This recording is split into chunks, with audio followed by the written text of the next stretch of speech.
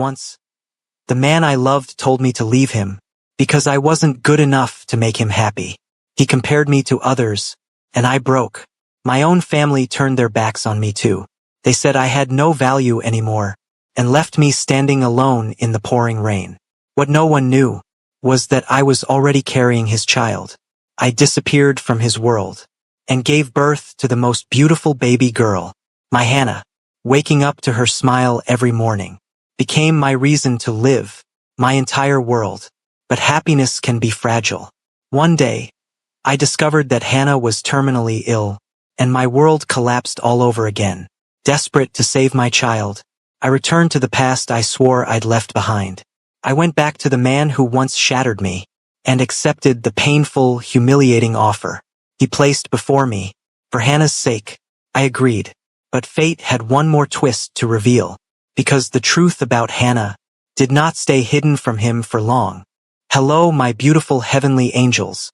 Welcome back to BL Story Heaven. I hope you are all doing wonderfully well. Today is the first day of a brand new year, and I'm bringing you another emotional story, filled with love, pain, and second chances. I shut the door on him, but he kept begging me. I could still hear Alex's voice. Noah, please open the door. I'm sorry about what I said about Hannah. I didn't know she was my child. Please open the door, Noah. But I didn't open the door. That night, when I closed my eyes, memories of Alex came flooding back. I first met Alex on our marriage day. He was tall, with black hair and light blue eyes. His scent was a deep amber musk, warm, expensive, and dangerously confident. It wrapped around the room like quiet authority, commanding attention without a single word. I was drawn to him from the very first day of our marriage. But that night Alex clearly drew a line between us, saying that this marriage was only a business transaction. I only married you because this is the will of my grandfather. So don't expect anything from me. He didn't even give me time to respond and left me standing alone in our bridal room. I spent my wedding night sleeping by myself. When morning came, I decided to bake some bread to eat, because that was the only hobby I had. Finding the ingredients was difficult for me, but with the help of the other servants, I managed to bake the bread. I also prepared 2 sets of breakfast. But when I was about to sit, I heard a voice from behind me. Good morning. Alex's deep voice echoed in my ears. I turned and replied, Good morning. Then the whole dining room fell into silence. I didn't know what to say to him. Then he asked one of the maids, Where did you buy this bread? The maid immediately answered calmly, Master, we didn't buy this bread. The bread was baked by Mr. Noah. Then he looked at me and said, It's good. You can bake again. Without saying a word, I nodded yes. But when the maid was leaving, he stopped her. Wait, next time, don't call him Mr. Noah. He is also your master now. Address him as master from now on. Okay, master, she replied, and left immediately, leaving us alone. Then Alex spoke again. You can do whatever you want in this house. Just don't disturb me. Looking at him, I doubted whether the man who told me not to expect anything and the man sitting in front of me were the same person. Last night he was so unapproachable that I felt I couldn't even speak to him. But now he seemed completely different. I didn't know what to say seeing him like this, so I only replied yes. After that, I don't know why, but I started to care for him, waiting for him at dinner, making him breakfast. After spending time with him, I realized that Alex was only strict and unapproachable on the outside, but he was actually a very kind and calm person. Spending time together with Alex, I started to like him, turned into love, and eventually we even started to sleep together. The first time we shared a bed, I still remember how everything happened. That day, after Alex and I had just finished our lunch, my heat cycle came earlier than expected. I didn't know why it came 2 days sooner, but the situation became difficult for both of us. In that moment, I couldn't control myself, and Alex, being an alpha, struggled with my pheromones as well. We ended up growing closer and sharing comfort and warmth with each other. A bond neither of us had planned for, yet somehow felt natural. After that, our relationship became steady like a normal married couple. We ate together, we laughed together, we spent our nights together. Being married to Alex and living a happy life, 2 years passed. I thought that, like me, Alex also loved me. But one day he brought a completely strange Omega home, made him sit on his lap, and told me to leave. Papa, wake up. When are you gonna wake up, Papa? It's already morning. Little Hannah tapped my cheek with her tiny hand. And just like that, the memory ended. I kissed Hannah and started my day. I freshened up, prepared breakfast, and ate with my little angel, just like every other day.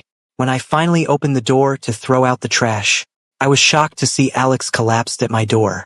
I immediately called the doctor and took him to the hospital. The doctor told me that it was only a fever from being out in the rain and smoking. He would wake up after some time. Because I had to wait for him to wake up, I called Liam and told him to take Hannah home. When Liam came to the hospital to take Hannah, he looked at me with a worried face and said, "Noah, why don't you go home? I will stay here and look after this man." "No, you don't have to, Liam. Just take Hannah home. I will be back after he wakes up." He didn't say anything after that and took Hannah home. I waited, sitting beside Alex's bed for him to wake up. When he finally woke up, he immediately sat up and grabbed my hand. But I pulled my hand away. "I told you to leave. Then why were you still at my door until morning? What do you want to prove now?" I asked in a firm voice. For a moment, he didn't say anything. Seeing him like that made my anger flare. I stood up from my seat and said, "Look at you. You don't even have anything to say. Now that you're awake, I will leave." I turned to go, but he grabbed my hand and stopped me. He still didn't answer my question.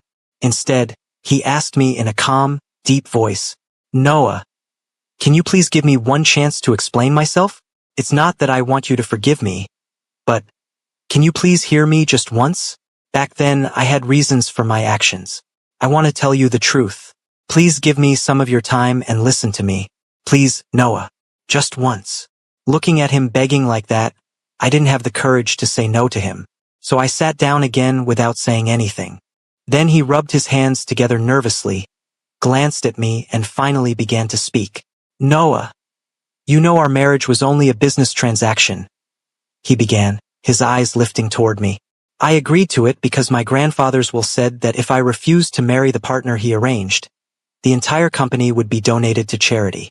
But after marrying you, I started liking you, more than I should have." He swallowed hard. "My uncle noticed it. He saw you becoming my weakness. One of the spies I planted in his circle warned me. Your life was their next target." He continued, his lips dry and shaking. "So I thought staying away from you would protect you." His voice softened painfully. "That's why I pretended to like that other boy. That's why I told you those horrible things. That you weren't good in bed. That you couldn't make me happy. I had to make you leave me. I had to break you and force you away from me. I thought making you leave would protect you. But I didn't know back then that even your parents would abandon you.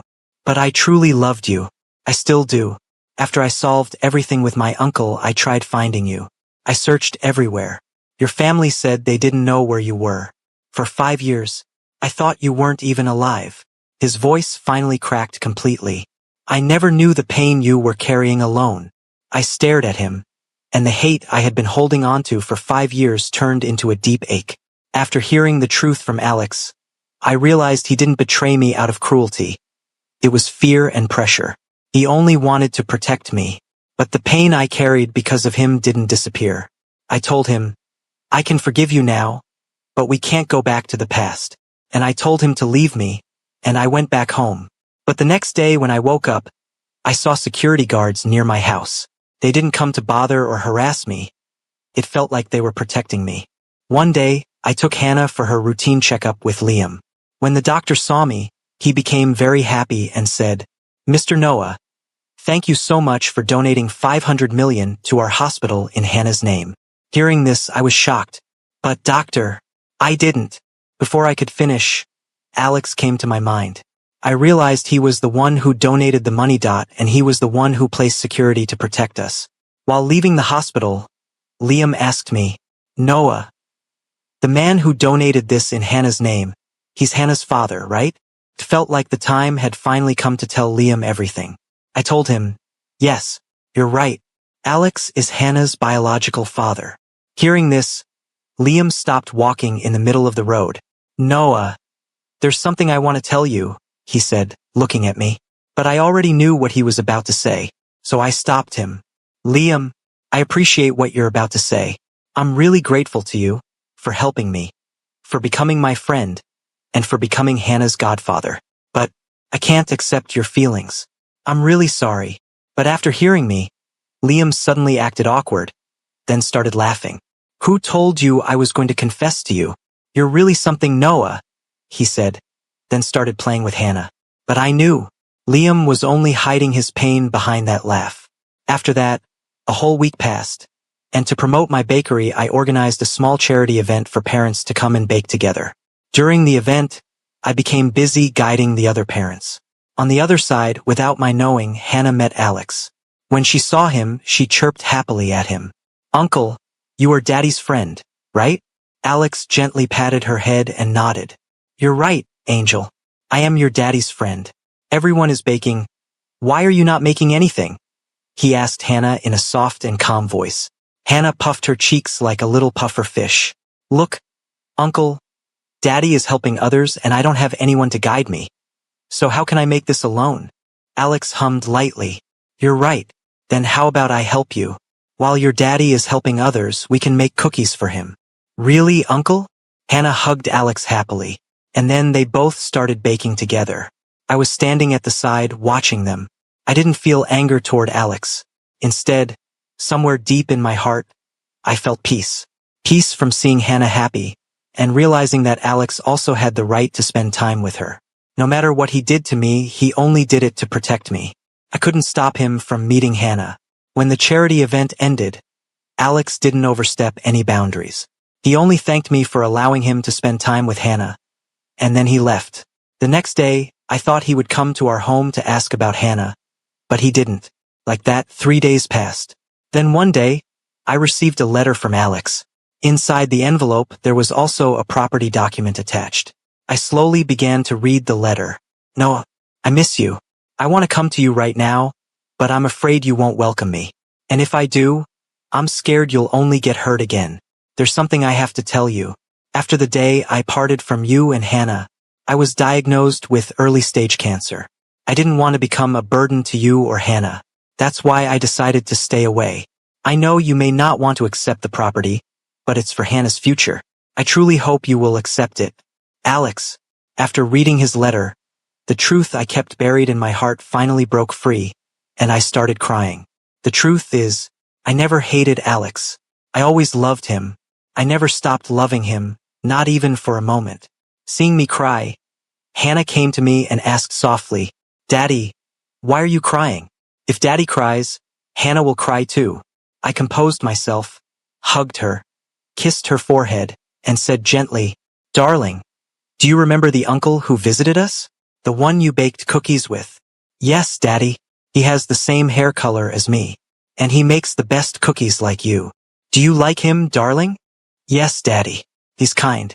He pats my head just like you do. Her voice was soft and sleepy, like a tiny bell ringing in the quiet night. Hannah blinked up at me, her lashes fluttering as she fought against sleep. I kissed her again, pressing my lips to her warm forehead, and tucked the blanket carefully beneath her chin. I know, I whispered. Rest now. I turned off the light and stood in the doorway for a moment, watching her breathe. Then I closed the door. The next day, I went to the hospital where Alex was admitted. The hallway felt endless. White walls, white floors, nurses passing by with quiet footsteps. My heart pounded louder with each step. I didn't know what to expect. I didn't even know what I wanted to feel. When I reached his room, he was sitting up in bed, sunlight spilling in through the window and resting gently across his face. He looked thinner, weaker, but when he saw me, he smiled. Not his usual confident smile, but something softer, fragile, relieved. I'm just happy you're here, he said quietly. I thought I'd never see you again. His voice cracked on the last word. Something inside me broke loose. Seeing him like that, vulnerable, honest, stripped of pride, made my chest ache so deeply that I couldn't hold back anymore. Tears spilled before I could stop them. I turned my face away, embarrassed. Hey, wait! Alex's eyes widened. Panic rushed over his expression. Noah, please don't cry. I'm sorry. I didn't mean to upset you. He reached out slowly, like he was afraid to scare me. His hand hovering in the air before gently brushing my sleeve instead of my skin. I'm okay, I lied, even as more tears fell. I just... Didn't expect this. He swallowed, shoulders trembling. I know I hurt you. I know I broke something I can't ever fully fix. His voice softened. But seeing you here, it means everything. I closed my eyes for a moment, then finally spoke the truth I'd been holding on to for years. I loved you, I whispered. I still do, but I don't trust easily anymore. The words hung in the air. Raw, real, unprotected. Tears welled in Alex's eyes too, but he didn't look away this time. He let them fall. I'm not asking you to trust me now, he said, every word trembling with sincerity. Just give me the chance to earn it back slowly, at your pace, not mine. His voice softened even more. I'll wait, as long as it takes. And for the first time in a very long time, he wasn't demanding anything. He wasn't begging. He was simply hoping. And somehow, that made all the difference. When Alex was discharged, the sky was cloudy, the kind of soft gray that felt calm rather than sad. Hannah held my hand tightly, her small fingers wrapping around mine as we waited by the hospital entrance. When Alex finally walked out, wearing simple clothes and carrying a small bag, Hannah's eyes widened. She didn't run to him. Instead, she stared at him silently, as if trying to understand whether he was real or just another dream. Alex slowly knelt down so their eyes could meet. Hi, Hannah, he said softly, his voice trembling just a little. I'm home, if you'll let me be. She blinked, then tilted her head. Are you still sick? A little, he admitted with a gentle smile. But I'm going to get better. I promise. There was a pause. Then Hannah stepped forward and wrapped her tiny arms around his neck. Okay, she whispered. You can come home. Alex froze, then slowly hugged her back, pressing his forehead against her small shoulder. His eyes glistened, but he didn't cry. He just held her like she was a miracle he was scared to lose. I watched them, and my heart felt warm. For the first time in a long while, it didn't hurt. Living together again. The first week was awkward, but in a quiet, hopeful way. Alex stayed in the guest room. He kept his distance, always asking before doing anything. Can I help with dinner? Is it okay if I read to her tonight? Do you mind if I sit here? He was careful, painfully careful, as if every action mattered. One evening, Hannah dragged him to the living room floor. Papa Alex, help me build a castle. He blinked. You want me? Yes. You build the walls. I'll do the princess tower. He laughed softly. Okay, but fair warning. My castles used to collapse a lot. That's fine, Hannah said proudly. We'll rebuild. Something in Alex's expression softened at those words. We will, he whispered.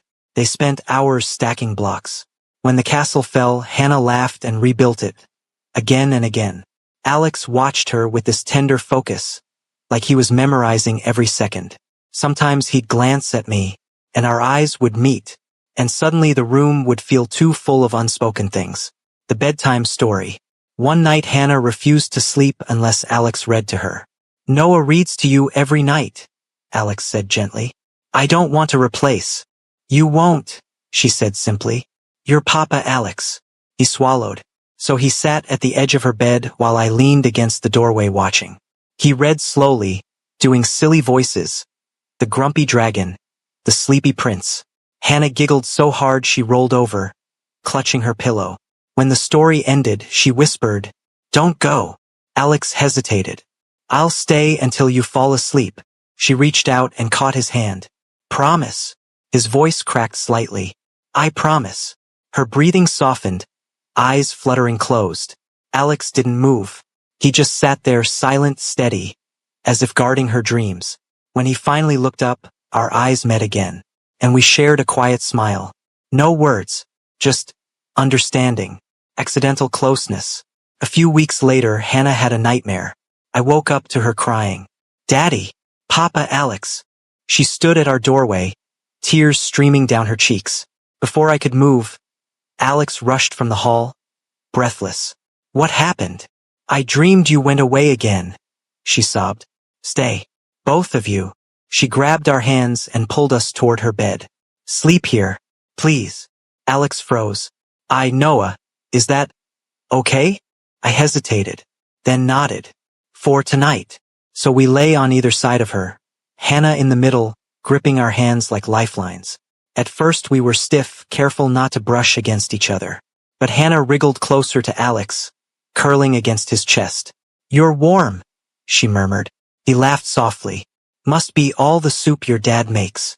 And Daddy's warm too," she added, reaching for me. Her fingers slipped from his hand to mine, and for a second, Alex's fingers accidentally brushed my wrist. Warm, gentle, familiar. We both froze. Silence filled the dark room. Not heavy, just fragile. Then Hannah whispered, "Stay forever," and somehow, the tension disappeared. Alex whispered back, "I will." His voice broke, and I knew he meant it. We fell asleep like that, the three of us, breathing in rhythm like one fragile promise. Little moments. After that night, things changed. Softly, slowly. Alex cooked breakfast badly. "Is toast supposed to be this dark?" I asked. "It's rustic," he said proudly. "That means burnt," Hannah giggled. "He helped me knead dough at the bakery." "You're doing it wrong," I teased. "I'm trying," he laughed. "I know," I replied, and that mattered. The confession gently rewritten with more dialogue. The day of Hannah's 6th birthday, after everyone left, Alex found me near the doorway. "Noah," he said quietly, "can we talk?" My heart fluttered. "Yes." He took a slow breath.